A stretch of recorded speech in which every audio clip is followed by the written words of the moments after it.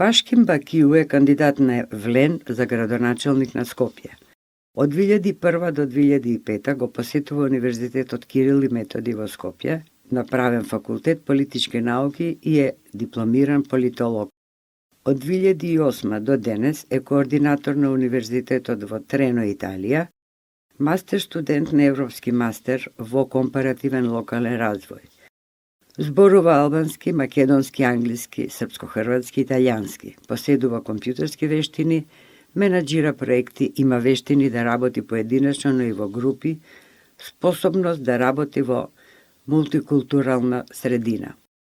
Моментално работи како аналитичар за јавни политики, Институт за истражување на политики и добро владење во Скопје, Македонија. Има работено и како консултант на Министерството за локална самоуправа, советување и поддршка на министерот за регионална политика. Своевремено бил и новинар во Глобал, во дневен двојазичен весник. Бакију е љубител на спортот, фудбалот, а посебна пасија му е шахот. Тој е сопруг и татко на 3 деца. Што ќе направите прво во неделата откако ќе станете градоначелник на град Скопје?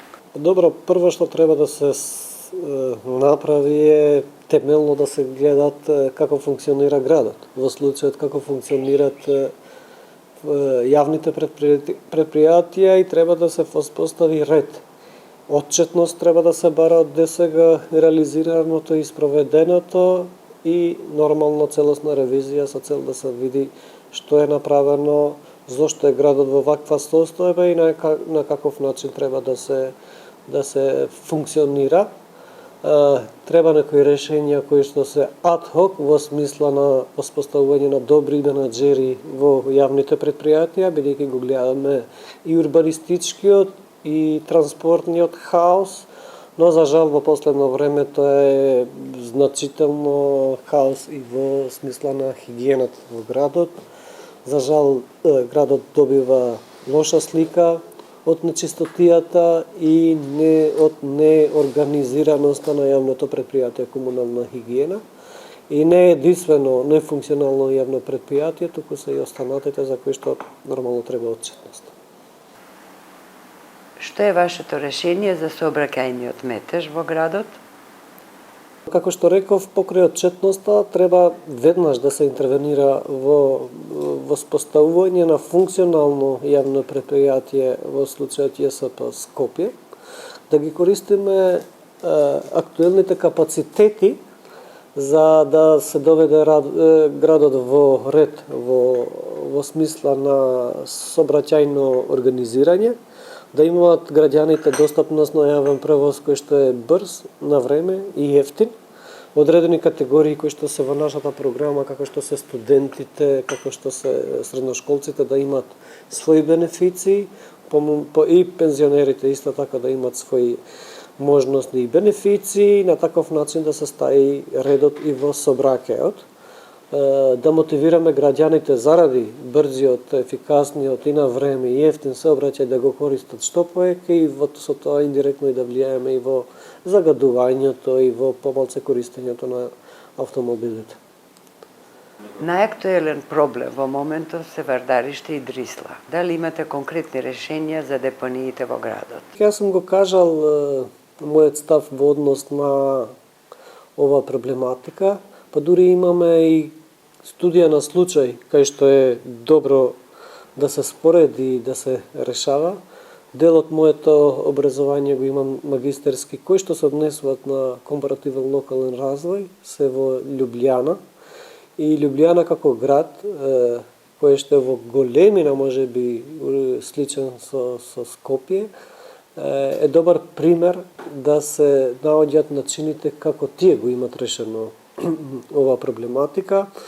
Добрата страна во тој град е тоа што тоа јавното предпријатие кое што е изградено заедно со користење на кохезионите фондови на Европската Унија е направено на таков систем што ги собира отпадоците од сите региони во рамките на градот. И добрата страна е што од тоа што се собира се трансформира во енергија. Значи, win-win ситуација, во случајот е направено со приватно-јавно партнерство, но се разбира и на Скопје им недостатува таков пристап на решавање на ова. Од кога е изградено, значи тоа РЦ Лјубљана, од тогаш Лјубљана нема воопшто, значи нула диви депони, напротив е и мотивирани се онака за да се трансформираат во создавање на енергија од јавно предпријатие, што во случајот не е такво со Дрисла. За жал Дрисла е трансформирана во голема депонија во која што постои ризик и за загрозување на животот на граѓаните кои што живеат во близина.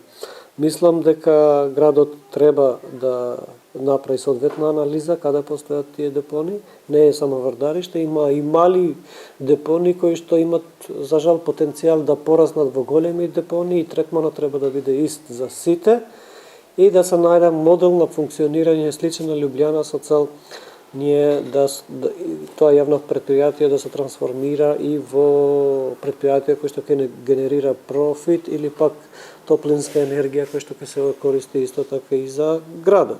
Но тука не може да се избегне и едукацијата на граѓаните, така да селекцијата треба да биде од моментот кога се фрла ѓубрето од домаќинствата или пак од бизнесот и на таков начин полесно да им биде и транспортирањето и селектирањето, па и натаму обработката на на отпадоците.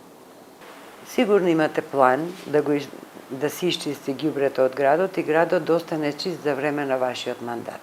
Гледаме слика која што на вистина градот не личи убаво, особено тоа е поизразито последните 6 месеци во кои што се докажува дека тоа што кажав претходно дека јавното предпријатие комунална хигиена Скопје е нефункционално.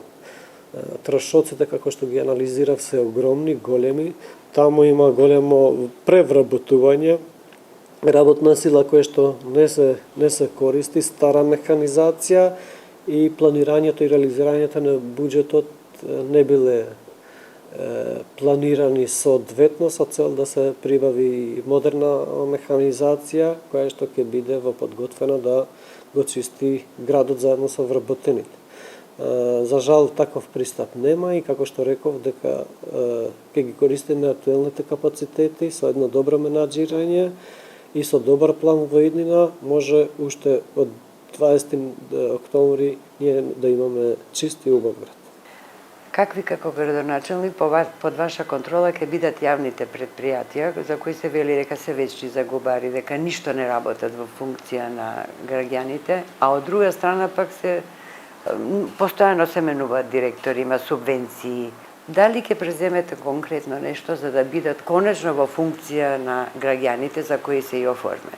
Има два пристапа.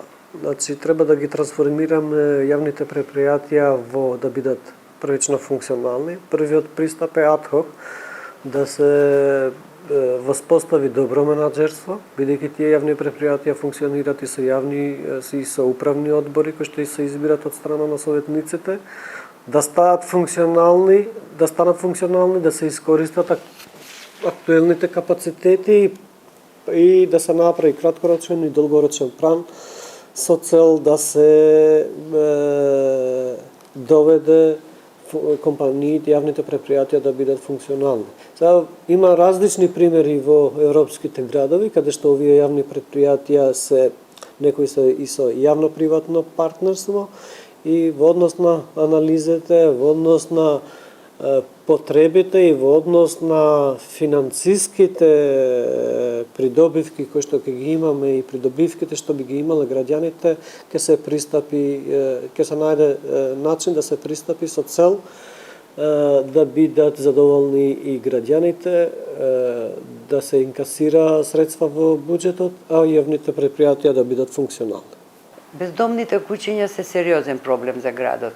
Кое решение го нудите? Ние следиме политики кои што кога кулминираат тогаш се создава некоја загриженост. Проблемот со бездомните куќиња е проблем кој што не е уште од сега, но системскиот пристап недостасува. Имајќи предвид дека имам искуство токму со работењето со различни општини, со меѓународни организации, со домашни организации, каде што онака сум правил неколку анализи во однос на бездомните куќиња, сме алармирале со цел да се има сериозен системски институционален пристап за да се реши овој проблем, за да не се доведеме во ситуација во каде што проблемот ќе биде многу изразито, па тогаш да интервенираме. Во рамките на предпријатијата во градот Скопје постои, како се вика, јавното предпријатие Лајка, кое што се грижи, меѓутоа актуелната гарнитура на градот Скопје не пристапил кон консултирање на граѓаните и кон консултирање особено на невладините организации кои што се грижат за ова.